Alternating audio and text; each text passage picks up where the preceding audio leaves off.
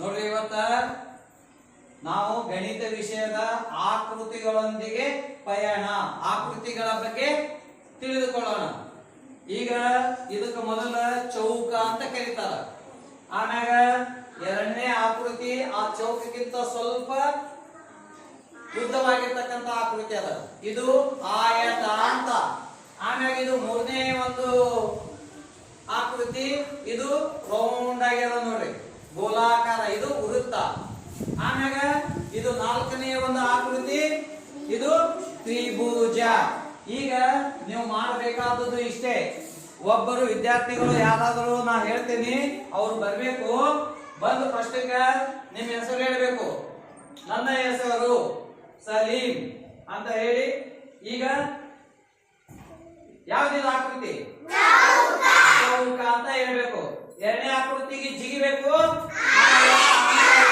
ಅಲ್ಲಿ ನಿಂತ ಮ್ಯಾಗ ಹೇಳ್ಬೇಕು. ಮೂರನೇ ಆಕೃತಿಗೆ ಜಿಗಿದ ಆಮೇಲೆ ನಾಲ್ಕನೇ ಆಕೃತಿಗೆ ಜಿಗಿದು ಇಷ್ಟು ಪ್ರತಿಯೊಬ್ಬರು ನೀವು ಹೇಳ್ಬೇಕು. ಮೊದಲನೇದಾಗಿ ಗೌರವ್ ಎಲ್ಲಿ ಬಾಗಳು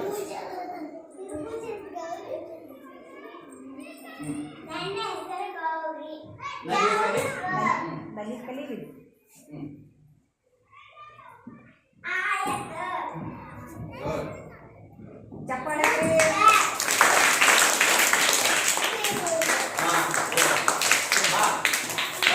ಈ ಕಡೆ ಬನ್ನಿ.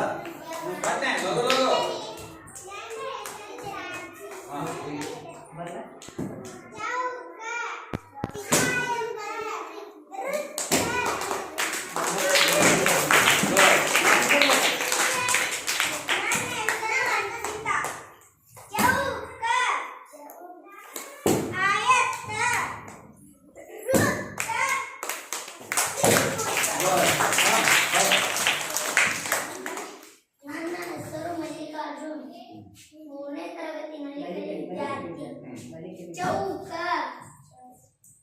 ಆಯತ, ವೃತ್ತ,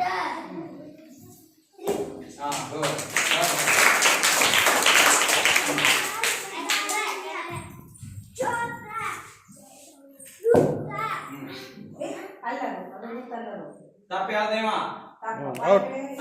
ಇನ್ನೊಬ್ಬ ಹಸಿರಿಂದ ಚೌಕ, ಗುಡ್, ವೃತ್ತ, ತ್ರಿಭುಜ. ಗುಡ್.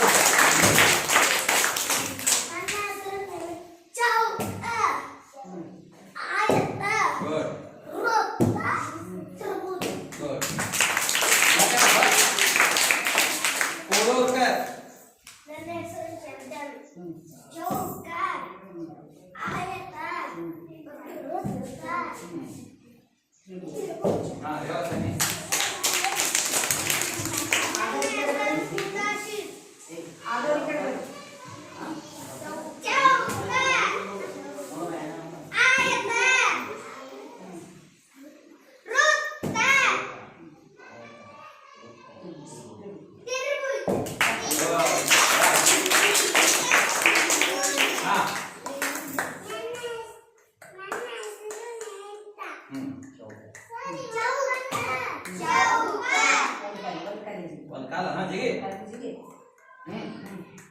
ಇಲ್ಲಿ ಕಾಲಿಟ್ಟು ಜಿಗಿ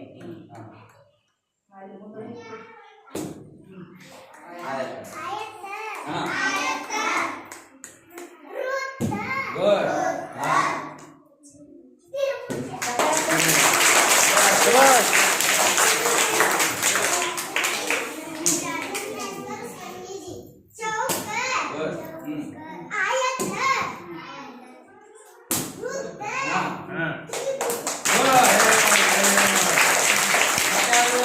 ಬಾಯ್ ಏ ಹೋಗ ಬೇರೆ ಬಾಯ್ ಹೇಳ್ಕೋ